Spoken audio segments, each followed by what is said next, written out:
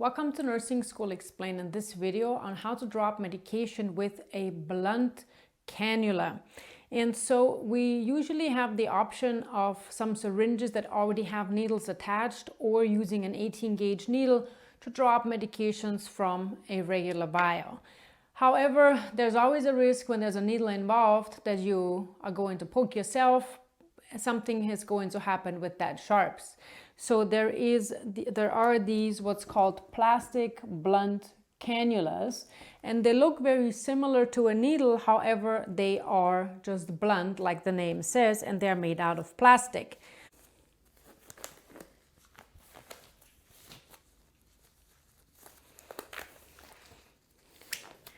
And so I can unwrap this blunt cannula, and it has a luer lock, so I can put this on any type of syringe. So in this case, I've chosen a 3 ml syringe. I just took it on here, and then if I uncover it, you can see it's a blunt tip. It's not spiky like a needle, and it's not metal in any case.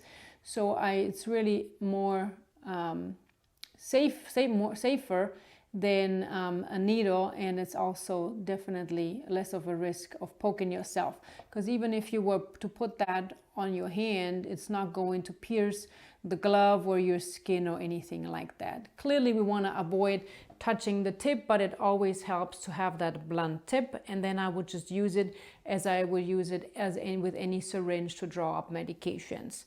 To recap, it's still a good practice to always put the cap down, use the one-handed technique, and then push it on, or use some object to push it on to keep it in place, so then you can transport it to the patient's room and administer the medication.